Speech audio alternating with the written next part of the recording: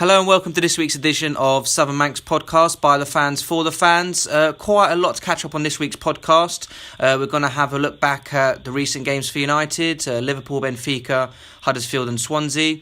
And then we're going to look ahead for the Spurs preview as well as the return fixture with Benfica and another big clash against Chelsea. And then also going to have a look at the Premier League roundup. A lot of movement with managers, a lot of things to talk about. Hope you enjoy this week's show. I play with one defender and 9 strikers. Don't worry about it.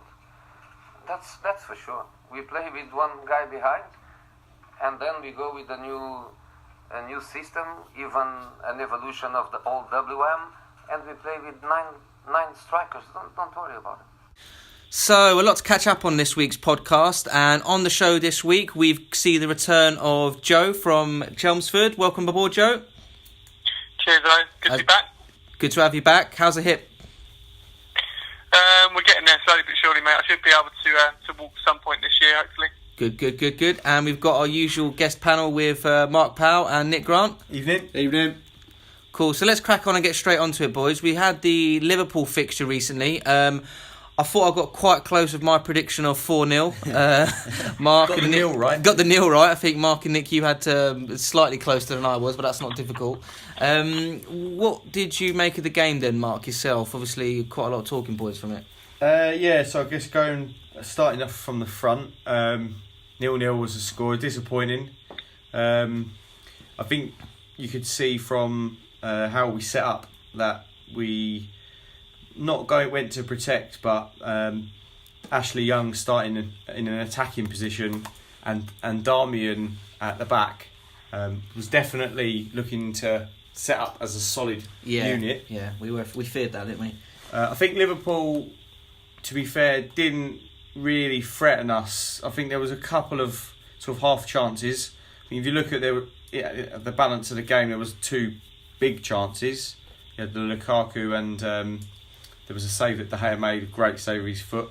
But apart from that, there wasn't really nothing. As much as they huffed and puffed, it never really took us on. They could have sacrificed a midfielder for another attacker. They didn't. So I think they was always worried about what we could do. But start of the season, you take a point away at Liverpool. I know you were quite impressed with Mo Salah's performance, Nick. Mo Salah against us. He seemed to be one of the bright sparks for Liverpool, caused us a few problems.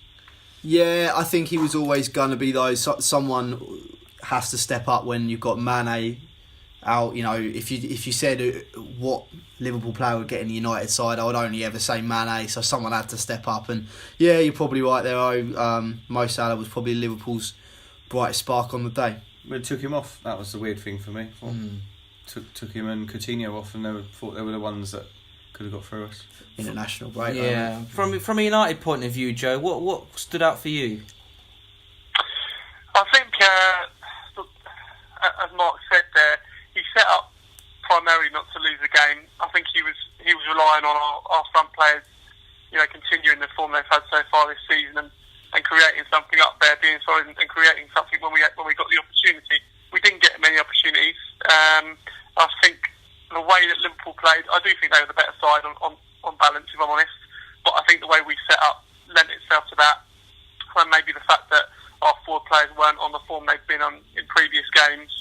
I think that's why it ended up the way it ended up. I think he was relying on us snatching a goal at some point during the game. And listen, we're all football fans, we're all fickle.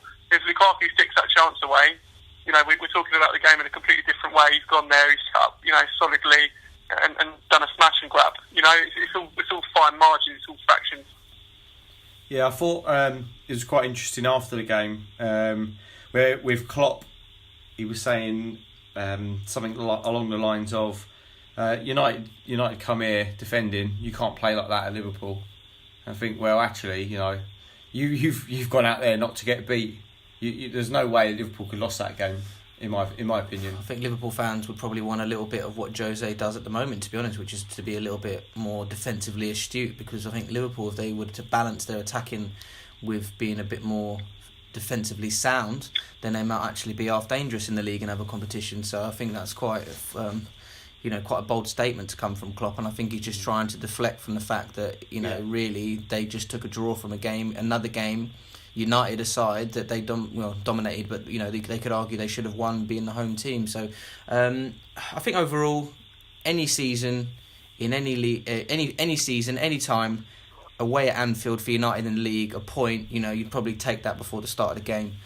So not the worst result in the world, just perhaps maybe we were expecting maybe a little bit more offensively. I think that that is the way that I've looked at it as well. But I, as I've reflected on it, that was my initial reaction.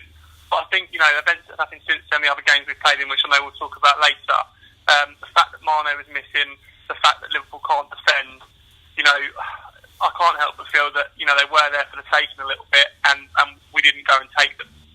Yeah, I think I've been thinking about this a lot over the last sort of few days, and I think I can't help but think how much the international break kind of had a bearing on how Jose set up his team, because before the international break we knew that Pogba was out. That's what we knew, but what we didn't know that was Bailly, Rashford and Fellaini were all going to come back injured and not be able to start the game, and 2 out of the 3 cases not even make the squad. And I think I'm really, really caught in two minds as to whether to be critical or not about that performance, because in one way I think Jose's thrown his toys out the pram because of the international break, because of the injuries, and he's gone, right, we're not going to lose the game then. He didn't think of a way to win it, he thought of a way not to lose it. So that's something you could be critical of. But then on the other side of the fence, when has going away to Anfield ever been a bad point? I think it came out straight afterwards that even Sir Alex only won 1 of his last 6 at Anfield. So a point at Anfield, a win at Anfield's not a given, is it? So a point and a clean sheet. So I think it's just one of those you learn from, and they probably were there for the taking, but Liverpool probably thought the same about us. Yeah. But do you think, I don't know what you think, just throwing it out there, but what I've sort of been trying to get my head around is, do you think there could be any, psychologically, do you think there could be any truth to the point that the way we started the season, free scoring, winning games, not conceding many, going into a game that big with that kind of mentality, do you think that sends a message to the players, and they're subconsciously thinking then, well, maybe we're not that good? Obviously, he doesn't think we can come in and play that way, or is that an idealistic view? I don't know what you think. I think that's got a lot to do with Jose. I think if you have a look at maybe some of his Chelsea teams, when he had the likes of Ballack, Essien, Lampard, Makelele in the midfield, he'd still go to tough away games and, be the dominant side in those. Of course, the home sides are always going to be strong and whatnot. Jose, to me, gives me the opinion that if he doesn't have his exact personnel that he likes, he doesn't go into games confident enough to go, do you know what, I'm going to make do with what I got. He doesn't go toe-to-toe. He's not the type of person who'll go, I'll just change the personnel and I'll keep my attacking philosophy. If he doesn't have all the pieces on his chessboard that he wants in order to make an attack-minded performance in a traditionally difficult fixture like a away fixture at the top 6, then he does revert back to the what people might call the parking the bus or whatever it is that you call it. So, and unless he had everyone at his disposable, and key for me is Pogba, because I don't think he believes enough that he has anybody in the midfield that can pick up the ball in midfield and try and get us playing. Yes, Matic, yes, Herrera, yes, Fellaini, they're breakers, they stop play, they break things down, but that deep line midfield role, I don't think he trusts anybody enough to try and for us to impose ourselves in their half. We're only ever going to be on the counter-attack, we're only ever going to be using our pace. So I think it may be more of a reflection on the staff and the players that we had available for selection, and the way that Jose feels confident about the players. Yeah, I guess the only one other thing that I'm not worried about but conscious of, you've got the likes of Spurs and City sort of scoring at will. And if we're going to win this league, we are going to need to keep scoring goals, and that's the one thing I'm slightly worried about, because we'll talk about Huddersfield in a little while. But Spurs went, I think they've been 3 or 4-0 a couple of weeks ago. Never looks in any doubt. Same with Liverpool. Spurs put 4 past them. I think it's just something that we just need to be conscious of. Yeah, we have been a bit unlucky with injuries in recent weeks, but we still got to go and get the points, rack goals up, because City don't look like they're stopping at any point. No, I mean, so also we've got another couple of big fixtures coming up, Spurs and Chelsea. It'll be interesting to see the setup again, and what we take from the games points wise, and also the performance that we that we display in those games as well. But overall, I think a point away from Anfield, we can all agree isn't a bad result, is it really? No. What did Romelu Lukaku have to say to you at the end of the game? It was nice that he came over and gave you some words of encouragement. Yeah, it was nice. Just said that I don't have to worry, that I just have to continue to work and it will be okay. So turning our attention to the European game against Benfica. Again, not the most convincing performance, but a clean sheet and a victory again. Rashford on the score sheet. What did you make of the performance, Joe? I thought a away performance against the side that have been struggling. I didn't think it was obviously the most entertaining game. It was a bit difficult to sort of enjoy, but at the end of the day, we've gone away from home in Europe and we've got 3 points. Yeah, it was a goalkeeping mistake. I mean, the lad in goal, bless him, I just felt sorry for him. He looked like he just walked straight out of year 6, didn't he? He sort of just put his school bag. Yeah. He just put his school bag in the back of the net, and he was sort of in goal for Benfica. But listen, we've gone away and we've got 3 points. It wasn't pretty. It wasn't an entertaining game. I thought Benfica played a lot better than what they've played in any of the other games so far in the Champions League. That's for sure. Yeah, they definitely. I think that if we're going to take anything away from that game, that was probably the one thing that I didn't see coming. I think they got beat 5-0 against Basel a couple of weeks ago. Yeah.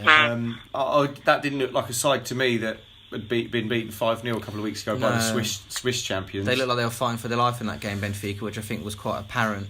I suppose the pleasing thing from our point of view, Nick, was that it was still quite a controlled performance. Although it wasn't a great performance, even at 1-0, I didn't really feel like as the game went on we were being really threatened or that the game was really outside of our control. I never thought we would lose the game, if I'm being honest, but I was starting to question, would we actually win the game? There was obviously a game plan here with the goalkeeper that, credit to Marcus Rashford, of someone so young, actually worked out pretty soon that the goalkeeper's not comfortable on his line, and Rashford exploited that. But without that, we didn't look like scoring too much. But Joe's right. The Benfica were better than what they have been in previous games. It was last chance saloon for them. They're now got to fight for Europa League place or nothing at all.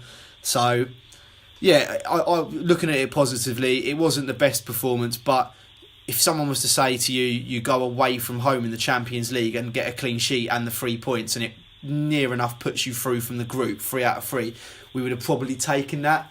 So, all in all, I think it was just more of a job done performance. Yeah, do you think with both those games, Liverpool and Benfica, both away fixtures, both against teams who not fighting for their lives is a little bit extreme, but trying not to get beaten, do you think that we've got a bit of a problem there trying to break them sort of teams down? I don't know, because I think against Liverpool we probably didn't try to break them down as much, and I think against Benfica, I don't know. Like I said, to me it was a game that we were in control of, but at the same time, as Nick says, I don't know if it looked like we were at some stages going to score it. It did look like it might be a frustrating evening. But I think once we got the goal, it was continued to be a fairly comfortable game. But yeah, I think you might be right there, Mark. Where we kind of blew teams away, the 4-0s, they seem to have kind of subsided a little bit. I don't know if that coincides with Pogba's injury or anything else, but we do seem to be struggling a little bit to maybe break sides down or have alternative options other than Pogba. Something coming from midfield. If the strikers aren't scoring, we don't have anything coming from deeper. I think Mkhitaryan's form has slightly dipped since Pogba's injury. And going back to what you said earlier, Pogba is the one who will take the ball. He's brave, isn't he, on the ball? He wants to do stuff, make stuff happen. Yeah, exactly. And we'll get to Huddersfield in a bit, but there's aspects of the Huddersfield game that I don't think would have happened if Pogba had played. So I think it's a good point. Yeah, I think again two performances which were not well received in the media and by quite a few United fans, but ultimately 4 points, Joe, wasn't it? From 3 points from the Benfica and a point from the Liverpool game. Yeah, absolutely, and we have to be careful. After the way we started, all right, but neither of those games have gone exactly how we want them to go. But it's not disastrous, is it? We picked up, 2 points or different competitions, 2 difficult places to go. I think we're in danger of over-egging it slightly in terms of what we've got from that. Yeah, not ideal, not what we would have wanted, but we've got 2 points. Yeah, and I guess just to sum it up, under Fergie, he had a great habit of winning when you're not playing very well, and I guess the Benfica game you put it in that category. I think you didn't play very well, but you won the game, got the job done, probably qualified now, so move on. Absolutely. Well, Bournemouth, you watched it, you heard Jose Mourinho say the better side won. Is he right? Spot on. Oh, well, by saying the better team, I don't think they played the better football, but like what he said, they wanted it, they were up for it. Man United turned up and they literally went out on the pitch and it was like, we'll beat these. So looking back on our most recent Premier League fixture, away fixture to Huddersfield, probably the first real dent in our season, I'd say. Yeah, we've had some not great performances, which we've discussed, but the first real bad points that we've dropped. Lindelof stuck out for all the wrong reasons, I think, in that game. As a former centre-back yourself, Joe, what did you make of his performance? Well, it's funny you say Lindelof stuck out, because I'd say he more withdrew, like a turtle when he was trying to knock that ball back. Yeah. And the head sort of disappeared back into the shell, didn't it? Not great. I mean, bless him, it's not been the best to start to him in general, is it really? And that goal was more or less down to him. And he wasn't great for the other one either. He got turned inside out twice. Yeah. Before it finally fell to was it the Moy one? Yeah, the first one, the Moy goal. He struggled to adapt, doesn't he? I know they've been playing in the Champions League. Apart from Benfica, we haven't really been tested. And when he's really been called upon, unfortunately, he's not been up to it so far. I feel for him, but I mean that's just how it's been, isn't it? Yeah, probably didn't help either. I guess he started the game on the bench. He only came on because Phil Jones got an injury. I mean, he's not covered himself in glory at all, has he, Lindelof? I think the saving grace from it is that Jaap Stam and Nemanja Vidic and Patrice Evra all started very slowly in their United careers and became legends, but all 3 of them could head the ball. So I don't know. It is difficult, and I agree with Joe. I mean, I'll rewatch the highlights today, unfortunately, and even the first goal, I thought the initial challenge after Mata got dispossessed. Not blaming it all on Lindelof because you can't get found out there in one Mata's case and then not have the pace to recover.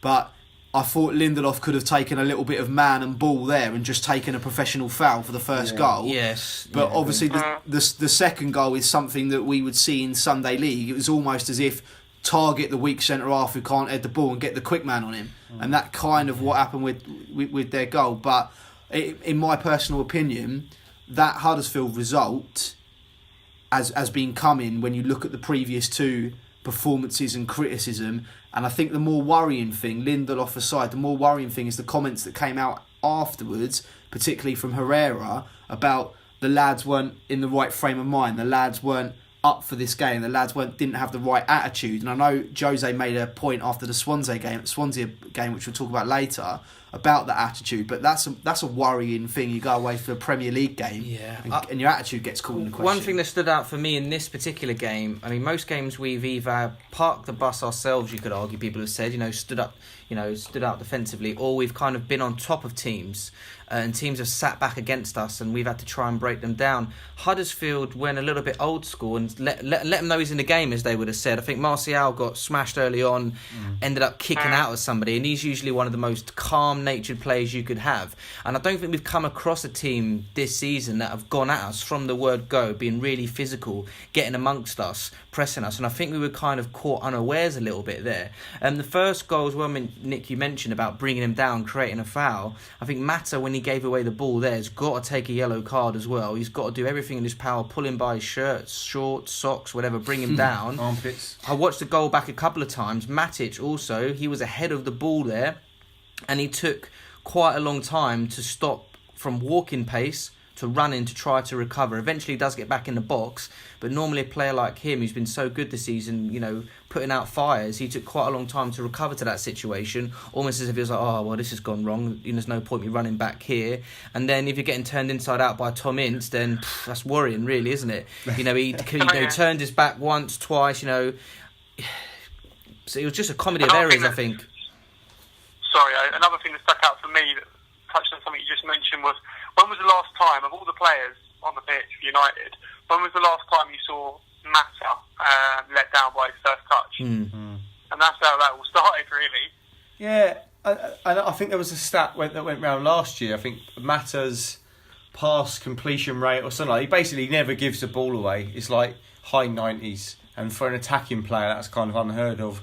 Your centre half, he don't give the ball away because he's playing it sideways or into the midfielder. But for an attacker who's trying to play people through, so I just don't know what went wrong. I mean, you go to Huddersfield. I know Huddersfield were up for it, but we're second in the league. How can your attitude not be on point? I don't get it. I mean, the attitude from them was apparent. I mean, after the game, that, you know, it was their FA Cup final. I think it's still clear to everyone, even after a few years of not winning the league, we are still the number one scalp in the Premier League. Man City, Chelsea, Tottenham, Liverpool, every team. If you beat Man United when they come and visit you, that is your biggest scalp of the season. And I think that's more than apparent in the manager's comments, the reaction from the players, reaction from the fans. So the players have got to remember that and realise that okay, maybe we haven't been successful in Champions League and Premier League, but we are still the number one scalp, and teams are still going to come at us. And if they get, you know, if they smell blood early and they get an early goal and they can get the wind in their sails, then we're going to be right up against it. So, you know, we're going to have to be prepared for that. And in many ways, perhaps this is a blessing in disguise that we learned from this early on, you know, game 9 of the Premier League season, and not later on and it come back to haunt us. Hopefully, you know, we can take the positives from this. I think the key point that you just made there was them getting the early goal. Whereas if you look at earlier in the season with our 4-0 victories, and I know a lot's been made of them, we always got the first goal. Yeah. I know we're the only team that's going to score a 4-0, but even if it was like a 4-1 or whatever, when you get the first goal, it kills the fans, because if they're the whole build up to the Liverpool game was around keeping Anfield quiet for 20 minutes. We just kept it quiet for 90, but we didn't do it for Huddersfield. We didn't give them the same respect, and as soon as they got that early goal, you wouldn't be able to shut them up. They're probably still there singing and dancing. You know what I mean? It was that sort of game. It reminded me of a lot of when we went to Burnley a few years back. Robbie Blake hit that wonder goal. So, yeah. From a positive point of view, though, I think our goal was great. I think the Lukaku's not always been, you know, well known for his delivery. Kept his the ball well, work rate in the channel, had a look up, left peg, beaut of a cross, Rashford, centre forward position, bang, goal. To me, that kind of just re-emphasised the fact that at some point in the season, I would love the opportunity for Rashford to get a run of games in the 9, or if Lukaku isn't scoring or isn't doing as well, that perhaps Jose takes a risk and maybe starts with Rashford in that main striking role, just to give some options, because until Zlatan comes back, Lukaku's nailed on, isn't he, really? Yeah. So, you know, I think it gives us another option potentially, but I can't see Jose doing it just yet. It's just him and Martial in that sort of outside wide left position, but you know, for me that was, you know, it was a really good goal, really well worked. Yeah, no, that was positive. But yeah, like as you say, disappointing to drop 3 points, get beat, first defeat of the season. But you can only move forward now from there and learn from it. I mean, we've obviously got some big tests to come in the next few weeks. We need to get that attitude right, and obviously, you know, go back to winning ways. So big test in our next Premier League game against Spurs. So bigger and better things in our next fixture, hopefully. Yeah.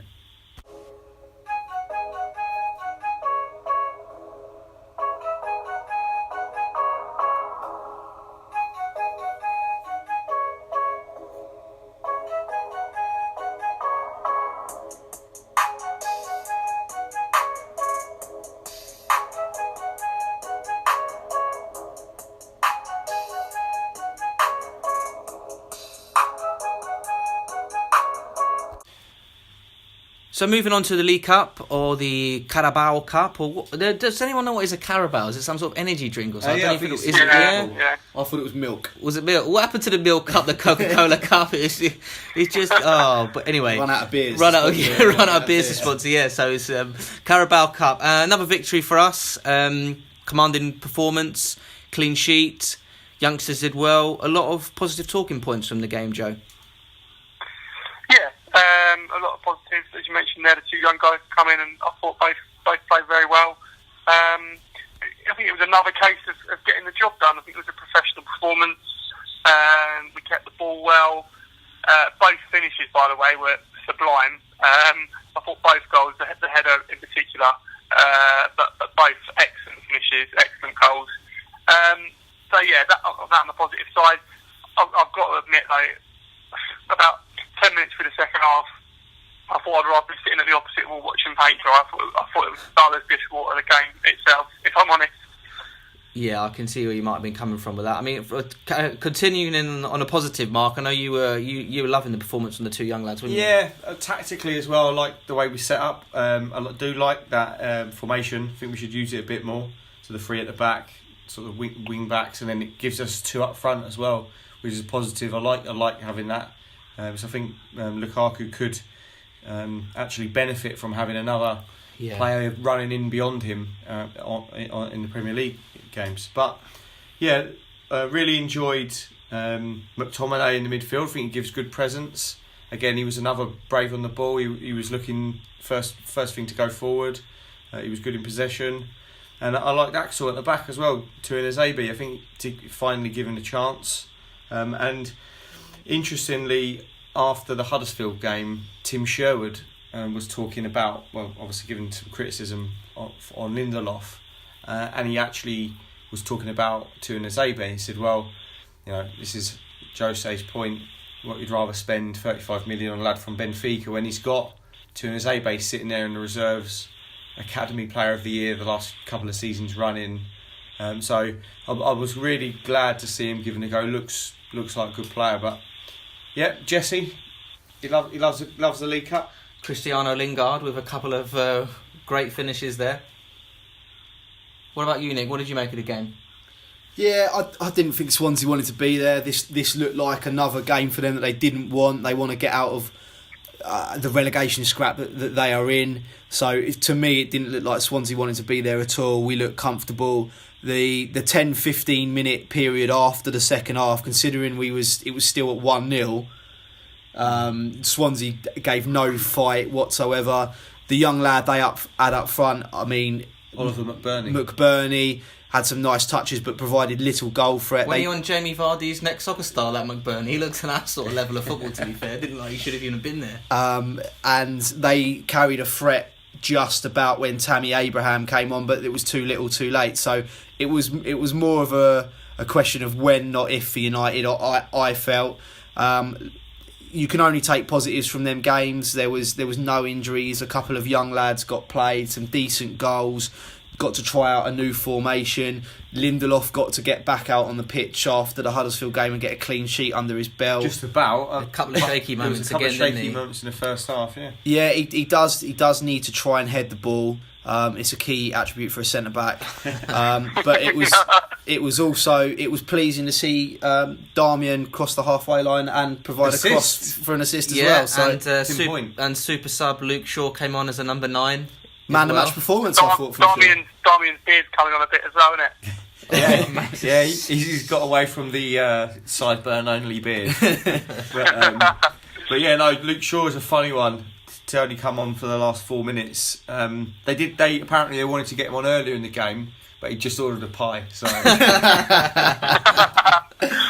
yeah, that was really weird. He did sort of come in some sort of like free roll, going. It's like, you bring your son on for the last 5 minutes. Go on and get a goal, son, so you can tell your mum when you get in. He wasn't like for like, was it? Because he didn't take Blind off at left back, or even Axel. Both of them were on bookings. So it was a very, very strange one for me. I'm not sure. The rumours are out today, obviously, surrounding that performance, that he'll be off in the summer. Well, the way it obviously went last season, the way it's gone this season, my question would be, why wasn't he sold in the summer? Yeah. I don't know. Yeah. He was busy. Yeah. Luke Shaw was busy and didn't understand the terms of the deal either. But no, it is a strange one. I mean, we've said it before on this podcast, and if you're new to the podcast, go and check out our archive footage. But we've said it with Shaw before. We generally thought we were buying the next 10 years of England and Man United left backs, to carry on the dynasty of Dennis Irwin and Patrice Evra, someone that you just put on the team sheet and you don't even have to think about. But now it seems to be who is playing at left back, and the answer seems to be anyone other than Luke Shaw at the moment. Bring back Alex Butner at this rate, innit? He just doesn't. Well, Rojo will be back from injury soon. I imagine he'll leapfrog Darmian and Blind into that position, and Young probably. Yeah, I mean, going off on a tangent a bit here about the left back position, but I mean, I don't fancy Rojo as a left back. I see him more as a centre back, and to me, you can't win the league without having a solid pair of fullbacks, right and left back. We've got Young or Darmian as a left back. They do a job, but they're not, standout fullbacks. For me, Rojo it's was voted the best left back in the World Cup when Argentina got to the World Cup final. But it's tournament football. We all know that. I'm not sold.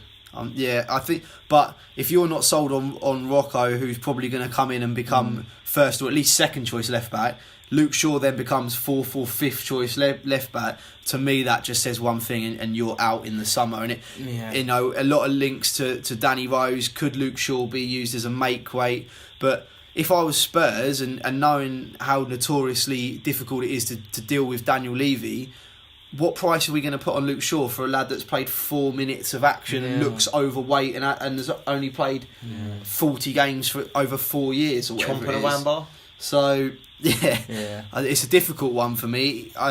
And I read a report today that the relationship between him and the manager Jose is now at an all-time low, to the point where Luke Shaw actually thinks he's going. So that can't be good if you think you're already out the door. So It's a strange one. Weird one. I mean, overall, I think a 2-0 performance, especially considering you have to play with that rubbish ball that Guardiola mentioned. The fact that we managed to get the win with that awful mitre ball, apparently, that was like a penny floater, which... Lingard seemed to like it. Lingard seemed to like the penny floater. I don't know if that says more about Lingard or the ball. I don't know. But yeah, again... It was odd. It was like a throwback, wasn't it? It just reminded me of those balls you'd knock about on the concrete. Yeah, it was an unusual comment to make from Guardiola. It does beg... I did think straight away when Guardiola said that. Imagine if Jose would have said that after a 0-0 at home to Wolves. Yeah. He would have been lambasted for that, and he would have been absolutely rinsed by the media. And it was almost glossed over, really, with a couple of small articles online, and it was barely mentioned. But I think your point is very valid, because I think managers do this after a bad performance to take away from the bad performance. So Pep mentioned about the ball, but after Anfield and all the criticism we got, what the next day, the very next report about Man United was Jose talking about a new contract or links with Paris Saint-Germain, and suddenly everyone stopped talking about the Anfield game. So I think managers do this, and I think Pep saw the boys are talking about a football, let's use it. I mean, they're a couple of spot kicks away from going out of the Carling Cup at home. And had a strong side out. They really did. They didn't really pull any punches. Yeah, they wasn't their first 11, but they had, Jesus, Aguero, De Bruyne, Sterling. It was a strong side. So, but to summarise, we're through the holders, through to the next round. Happy with that. I mean, Jose loves this competition, so absolutely. Look forward to the next round. We march on.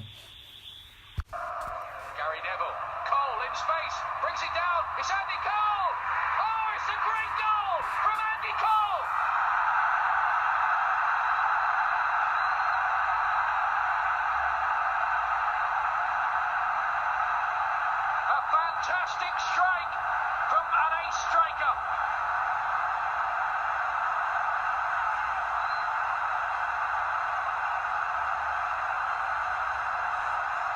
It's beginning to look like Manchester United's championship now. He was onside, the control was excellent, and he was so cool. So moving on to our next Premier League fixture, another midday kickoff on a Saturday for United, and another big test, this time Spurs. Hopefully we're going to have a better performance this time than we did against Liverpool. As we did for the previous game, we're going to go with our predicted lineups here at Southern Manx and who we think is going to get the nods on Saturday. Be really interested to hear your views, guys, and whether you agree or disagree. Hit us up on the Twitter page if you do or don't. I think we can all agree that the number 1 jersey is going to go to Joel Pereira. It'll be old. It'll got to be old David De Gea, of course. Valencia seems to be shooing at right back. I think there, Mr. Reliable. Yeah. Next bit may be a little bit more difficult to predict because of fitness and form. Jose in the Swansea game spoke about Jones, didn't he? Smalling. And Smalling. Jones was on the bench. He said in the post-match interview that Jones said to him if he needed to come on, he could play. And Jose said from that he read that Jones would be fit for Saturday if he was called upon. Yep. He praised Smalling, didn't he, Nick? I think as well. Yeah, He mentioned that Romero and Smalling provided like great stability. Whatever you can take from that, but I took that as praise for Smalling. Yeah, because Smalling can head the ball.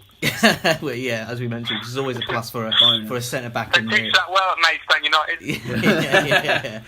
Yeah. So we are we thinking, guys, Jones and Smalling centre back pairing? Yep, I agree.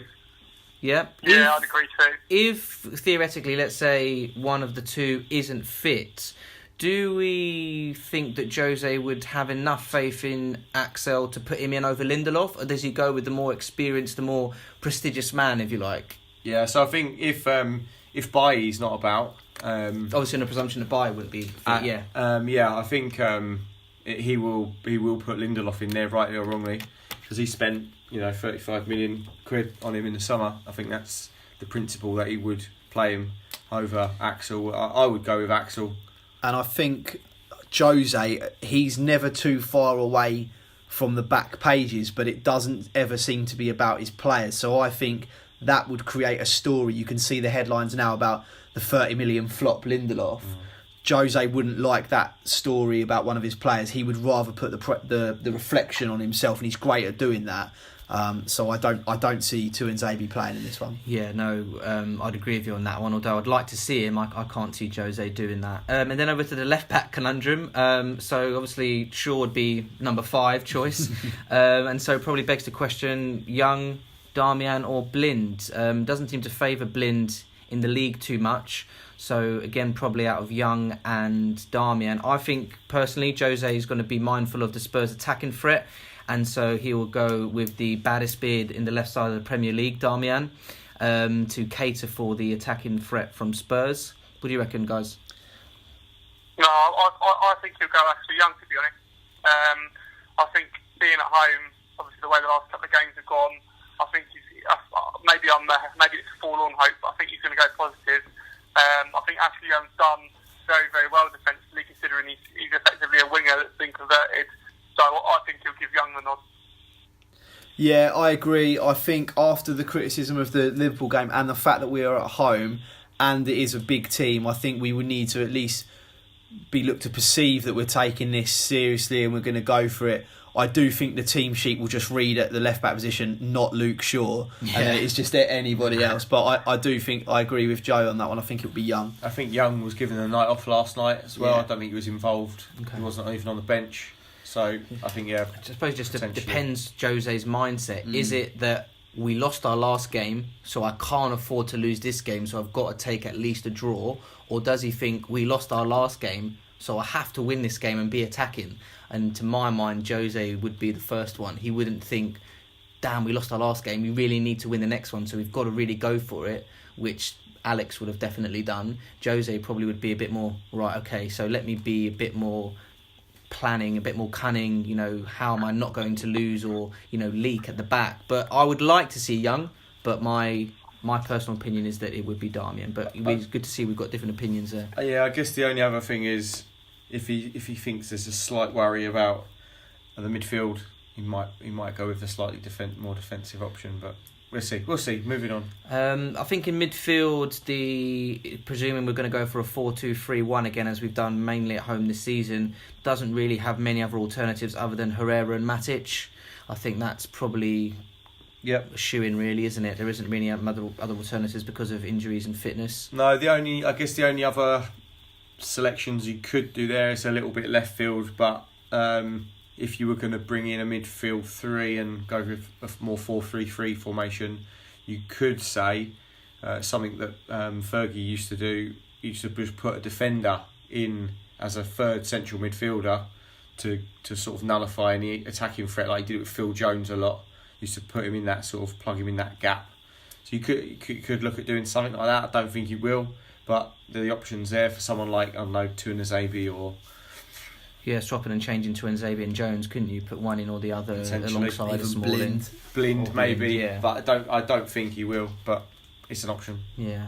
And then I think this is probably always the main talking point is the three behind the striker, because again, until Zlatan's fit, it's always going to be Lukaku as the 9, especially in the big games, who gets the nod in the first 11. So we've had a little think, and we think Mata, Rashford and Mkhitaryan as our three across the middle.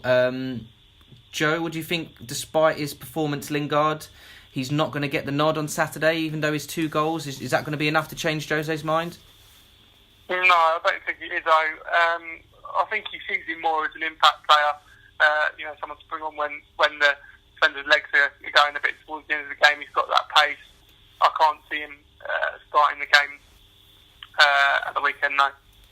Would you start him, Joe? No, I wouldn't. For the simple reason, I think there's 2 better players in the position he would play in, and I would pick one or other of those, regardless of how much they played. I wouldn't pick it personally. Nick, obviously we know you're a big fan of Martial. Do you reckon he's going to get the nod on Saturday? No, I mean, I backed Martial to start at Anfield, and he did, just purely because he wasn't involved in international duty. And I'll probably stick to the same argument this time around. He was involved bar Luke Shaw's cameo last night, because he came off for Luke Shaw, didn't he? So I think that was Martial getting the minutes. And like Joe said, he'll probably be used as an impact player, like Joe was referring to Jesse. I think Martial will probably be put on the bench for Saturday's game, just because the signs are there that Mkhitaryan and Mata were given the night off, and Rashford came off before Martial. So that's what I'm thinking there. Yeah, agree. Rightly or wrongly, again, like I said, if you think back to last season, Spurs at home, Mkhitaryan, we played in a 4-3-3 formation that day. Yeah. And Mkhitaryan played from the right, and I would, if it were me, I would do the same again. I think let him loose from in that position. I think that would be how I would shape up. It gives that bit more protection in the centre of the park. I know we're probably struggling in that position with another central midfielder, so you would have to do something a little bit different. So maybe Blind or maybe even Mata could just drop in there. Maybe, but I think, yeah, I would probably try and replicate that a little bit more. The other thing I'll go back to is Spurs got beat at home against Chelsea 2-1 earlier in the season. Chelsea played that day with, I think, 3 central midfielders, and the 2 fullbacks. They put their fullbacks very wide, and they put their central midfielders. They had total control of the game, I thought, that day. So I don't know. There could be some lessons for us to learn from that, rather than going with the same 4-2-3-1. I'd like us to do something a little bit more different, a little bit more tactical, to counter some of Spurs'. I think it will be interesting, won't it? Because arguably this will be the first side that will come to United and think that they can win the game off of their own merits, rather than winning the game from a set piece or tactically. Everyone we faced at home in the league this season has been, okay, yeah, we've won the games, but there'd always be games you should expect to win from a United point of view, and any of the other top 4 would expect to win those games at home in the league. So it'll be the first real test, I think, at home, and how we go about it and how we deal with the threats that Spurs will pose to us. Because Spurs will go there and think we can control the game for parts of that. They may even think they can control the whole game, and they're certainly going to think they can win with the quality that they've got. So it will be interesting to see how we cope with that and how we set up against that, really. Do you see Pochettino making any real big changes, Joe? Sometimes he's been using Llorente a little bit more, the big man up front alongside Kane. Sissoko seems to be getting a good run of games. How do you see Pochettino setting up against United? Yeah, I don't think he's going to do too much different to what he put out against Liverpool, to be honest. I can't see there being any major changes. They tend to rotate their fullbacks quite a bit, don't they?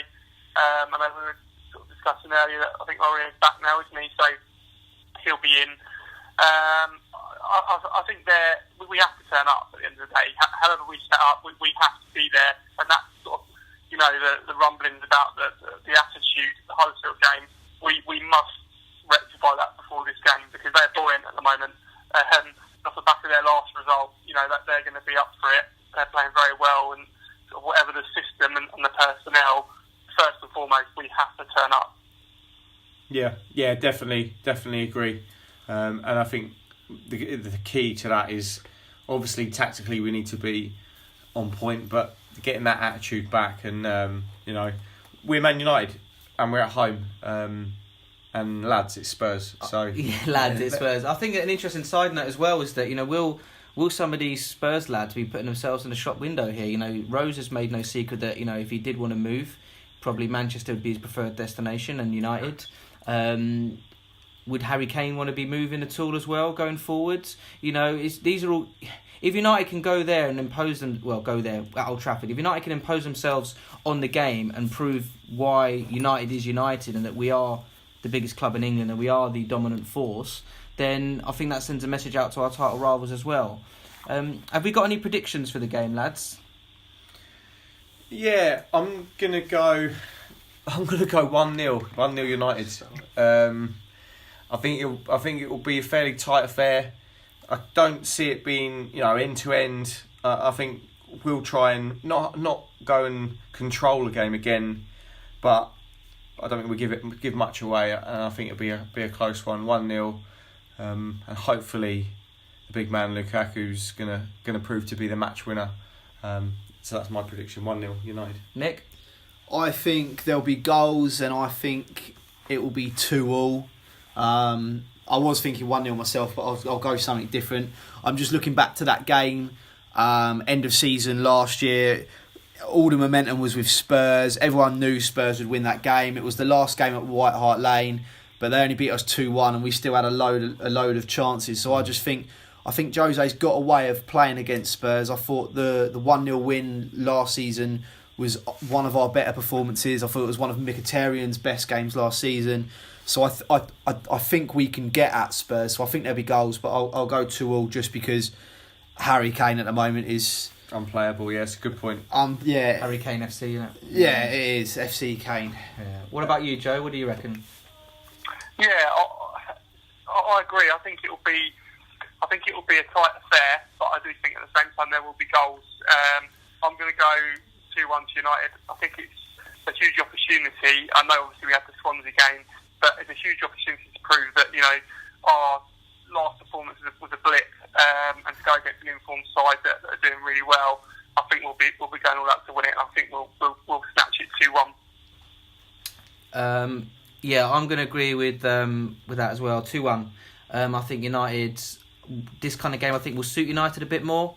It'll be a little bit more open. I think we'll have a bit more room to play with. I think we'll be able to impose our game a little bit more. I can't see Harry Kane not scoring in the form that he's in at the moment. But I believe we will have just about enough in the big game to get over the finishing line and 2-1 to United and get the 3 points.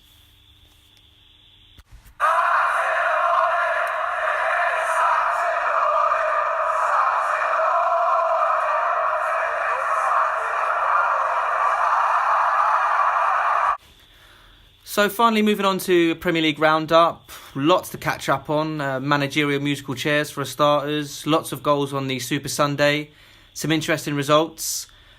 Everton got bashed up again, 5-2, and Koeman bye-bye. Yeah, I watched that game. Arsenal. I heard a really good quote. Sorry to interrupt you there, Mark. Which was a newspaper headline, which was if you could summarise Koeman's departure with a song, what would the song title be? And it was "No Koeman, No Cry." I love that. Sorry, that's good. No, I like that. I'm all for catchy puns.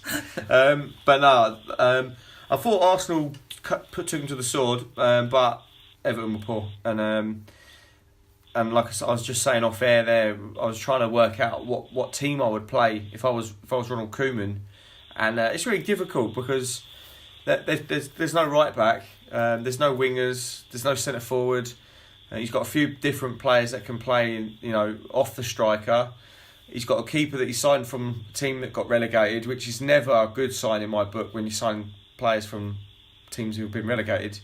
So I think it's a weird thing going on at Everton. I'm not sure it's all Koeman's doing, but he is the manager, and they're in that position. So he had to go. It's difficult though, because no one's going to be able to do anything differently until January. You'd probably argue, but they've made the decision. And another pun I saw was Koeman is like the Titanic, should have stayed in Southampton. Yeah, I saw a little meme, which was the 4 worst things to leave Southampton was Dejan Lovren, Ronald Koeman, Luke Shaw on the Titanic. So yeah, it's not great company, is it? To be honest though, I have heard on the grapevine that they weren't Southampton native. They weren't too disappointed to let Koeman go. I've heard rumblings about that. There was sort of a bit of unrest with him anyway, and they weren't sort of too disappointed that he left. Not sure how much truth there is in that. Was there any specifics, Joe, about that? Was it because they seemed to be doing sort of okay? There was going through that time where they were selling a lot of players, but then replacing them, weren't they? What it was, I mean, from other pods that I've listened to and sort of from football journalists, it was sort of his attitude about not really caring about the club and it being a stepping stone to where he was going to go to, and not sort of really making any bones about that. I've also heard that his sort of attitude was very sort of autocratic, old school. He would eat first in the dining room and all things like that. Again, it's hearsay. I don't know, how much of it's accurate, but that kind of thing was sort of the noises that were coming out. And I've heard more than once that they weren't too disappointed to see him go. For those reasons. Yeah, I think the Barcelona links was always in the back of his mind. Whichever job he's been in, it was always the end goal is I want to manage Barcelona. But he might have to have a bit of a rethink after the disaster at Everton. I think we'd all like to manage Barcelona. Yeah. Apart from Pochettino, he never wants to do it, apparently. Nah, Espanyol rival, wasn't it? So, I think Pochettino's our next manager, but that's a different topic for a different day. Hold that thought. That's a future pod. Yeah. So who comes in then to replace Koeman then? Who do we think? David Moyes seems to be throwing his name in the hat, but I think they might be throwing his hat out of whatever he's putting it into. But David Moyes has piped up recently. You get the bizarre links of Mancini's and Carlo Ancelotti's. Obviously, David Unsworth is auditioning at the moment, isn't he? Ship, wasn't it? So it's a difficult one, that one, because there ain't a lot out there unless you start thinking outside the box. And to be fair to the Premier League, I know they're all foreign, but we've seen a lot of these recently with like your Marco Silvas, the lad that Southampton have now got. Even Koeman himself and Pochettino at first were left field ideas. So it wouldn't surprise me if it was someone completely random. But then again, it wouldn't surprise me if it was someone like, Moyes came back. Or to me, I know it sounds a bit old school, but if you just wanted to make sure that you weren't going to do anything stupid this year, you'd get someone like Sam Allardyce or Tony Pulis, but I know the fans would probably not go for that. Yeah. If it was your club, what would you do? Since the money's come in, I think they've got this attitude that they're sort of better than that now. And obviously at the start of the season, all the talk was about them being the ones to break into the top 4, etc., etc. And I guess they've had to check that a little bit, but I can't see it being enough to go for Pulis or Allardyce. I'd love to see them give Sean Dyche a chance. Is that going along the same sort of track? I know he's not got the history. He's more of a new upcoming manager. But at the end of the day, what he does is get sides and it gets the most out of them to stay in the league. Hook by hook or by crook, however they can do that. He's not this sort of free-flowing football, tiki-taka manager, is he?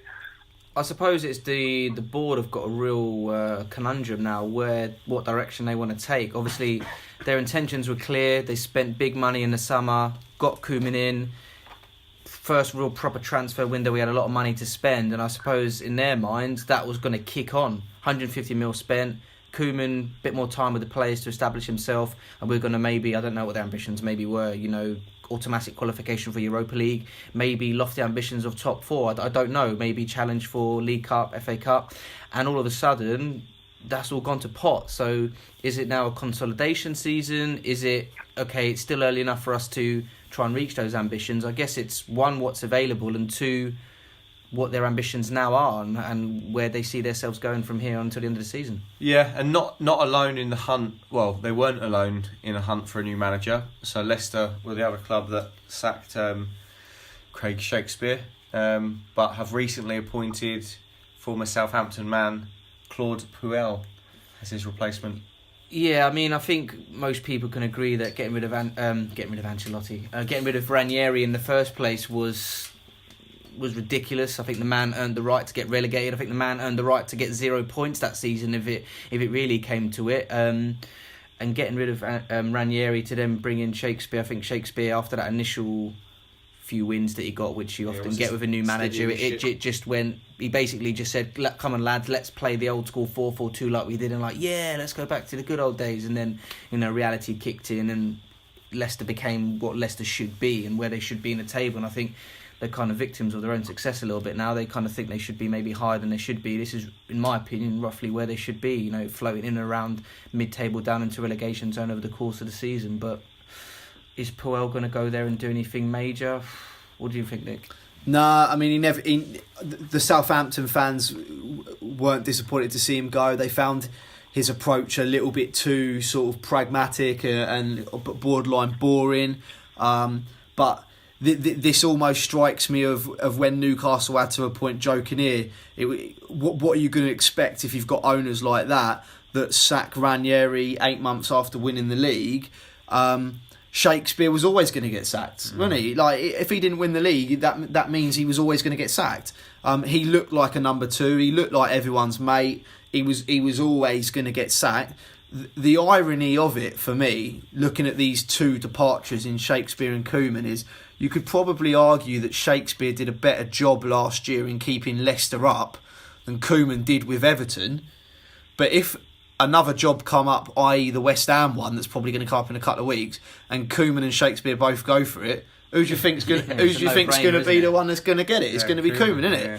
But yeah, to me, Shakespeare was always onto a loss there. I'm not saying he pulled up any trees, but look at the start they've had. They've had United, they've had Arsenal, I think Liverpool as well. I mean, surely you give him a few more of the so-called easier games to see if he's got something about him. But yeah, well, they knocked Liverpool out the League Cup as well, didn't they? And that wasn't a dreadful Liverpool side. And they stayed in it again last night. So it was I don't know. I call it bizarre, but nothing's bizarre in football anymore. The lad was always going to get sacked anyway because of what they did to Ranieri. Yeah. So I mean, he was only ever going to be a number two promoted to be a manager. No one was ever going to pluck him out as a number two at Leicester and go, "Please be our manager, Shakespeare."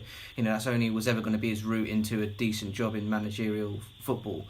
The same as would be probably at the moment for most number twos, but. I don't know. To me, I can't quite work it out. Maybe because we're not so closely aligned with Everton. With Leicester to see where their ambitions and their where it is they want to be. But hey, I think West Ham have proven that they're going to stick by Bilic, certainly for the immediate future. Rightly or wrongly, I don't know. Joe, what do you make of that? I think it's refreshing to see that they have, because I think he's been like sort of one defeat away from getting a sack about 8 times, I think, Bilic, over the last couple of seasons. He's still living off the success of that first season where they finished. Where did they finish? Was it 6th or 7th? That was the Payet season, wasn't it? Dimitri Payet had a storming season, didn't he? Yeah, the Payet season. I think Bilic also survived because I think he's very honest about the way his team have played and the way they've set up. He doesn't try and sort of pull the wool over anyone's eyes. He's always honest about it. But having said that, the Premier League football these days, it's only going to go so far. They will lose their patience eventually, and I can't see anything majorly changing for West Ham in the near future, really. I think they've come out, haven't they, the owners, who are never shy in their own opinions, but they've said that he's got, well, the sources say he's got 2 games to save his job, one of them being tonight's fixture away at Spurs, which isn't going totally to plan at the moment. But for me, Bilic just reminds me of when you see them sort of old detective movies and they're always down and out, maybe got a bit of an alcohol problem, their wife's left them. He just kind of... He's got that kind of figure about him, hasn't he? That he just looks like it's going all a bit wrong for him. And That's just the figure he cuts to me at the moment, Bilic. And like you said, he is honest, so that's getting the fans on his side. But I think if they sacked him now, and I don't think you'd see the West Ham fans actually complaining too much. But no, I think the three clubs that we talk of there, Leicester, Everton and West Ham, if you look at their summer transfer business, they haven't done very well. I think you look at people like spending 25-30 million quid on people like Iheanacho, Arnautovic, Sigurdsson for 45. I mean, it's just like, well, hold on a minute. They're trying to, run before they can walk. They're talking about Everton, West Ham breaking into, the big six at the top of the league.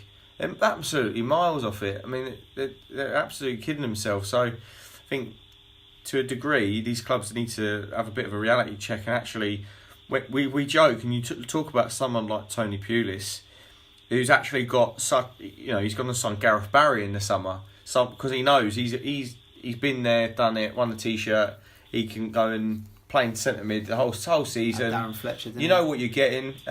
Similarly, Mark Hughes has had a bit of a reality check at Stoke, going and signing people like Darren Fletcher now, because these guys, they know how to win games when it really matters, and I think that's what those three guys that we just talked about there needed to realise. Yeah, I mean, I suppose it does come down to the clubs and their ambitions and their expectations. What are they? Are they to stay in the league? Are they to break into the top six? Is mid-table obscurity now just so last year? Clubs can't accept that finishing 10th in the Premier League is an achievement these days, I think. The fear from a financial point of view of relegation, I think, is crippling a number of sides.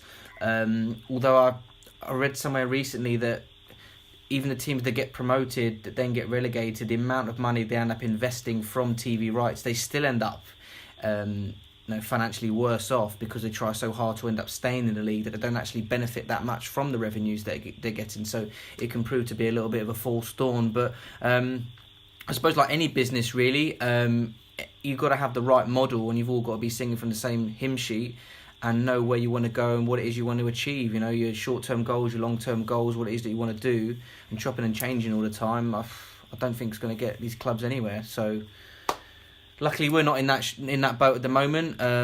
Despite everything that's gone in the last few years, I think Jose does want to stay around, at least for the immediate future. He's obviously quashed the rumours of PSG. For now. So yeah, let's see what happens with that there.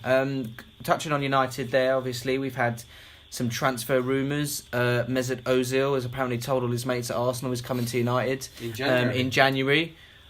Arsenal obviously again not tying down their main stars with contract talk. Sanchez will be another one when that time comes up again. If Ozil were to come in, Mark, how would he fit into this United 11? It reminds me a little bit of when Moisey was here and we had an abundance of people that could play in their number 10 role. I'm not sure if someone said here's a suitcase of £20 notes, go and sign a player in January. I'm not sure Ozil would be the top name on my list. I think I'd like to go and sign a proper right winger or another defender of some description. So it's a bit of a strange one, but you want the best players, and he is a good player, and someone who can unlock defences. So it'd be interesting as well, because it'd be another player potentially that Jose Mourinho sold that would end up playing for Jose Mourinho again, because Jose was the one who sold him to Arsenal at the time. And I remember, because I used to watch La Liga quite a lot then, because that was when they had the infamous, arguably greatest team of all time, Barca, when Jose first went there to Real Madrid to try and take the title away from them. And Ozil got quite a lot of similar criticisms as he does do now at Arsenal, whereby he can be a fantastic player and he can unlock loads of doors and create loads of chances, but he can be a bit of a passenger. And at that high elite level of football, even in the attacking positions, you can't afford to carry passengers, can you, Nick? Yeah, and I do think there's more to this story that meets the eye, and it might be a case of 2 and 2 equaling 856 here. This might not be Manchester United at all. I think when he says that he's told his mates, does that really mean he's told his agent? You know, just to get him a move out of Arsenal because it ain't going anywhere. Or a new contract. Yeah, it's one of them, and it doesn't necessarily mean he has told his mates. You know, I can't imagine him going up to Theo Walcott and Rob Holding, here, mate, I'm going to Man United. I can't see that happening. It sounds like an agent thing to me. And also, when the press get hold of something like that, they immediately look at what's the link between Mesut Ozil and Jose Mourinho. Oh yeah, they won the league together at Real Madrid, so that must mean Ozil had a good season. We'll link him to Man United. So I think there's probably a little bit more to it, but you know, I don't see it happening. Not at the age of 29 that he is now, unless Jose is literally thinking for 1-2 more years tops and he's gone. But that's my thoughts on that. Who would he replace for you, Joe, if he were to come in, Ozil? At the moment, I think he'd replace Mkhitaryan. I think Mickey's had a bit of a dip in form, and I think if that continues, that's what they'd be looking to do. And I think he'd replace Mickey.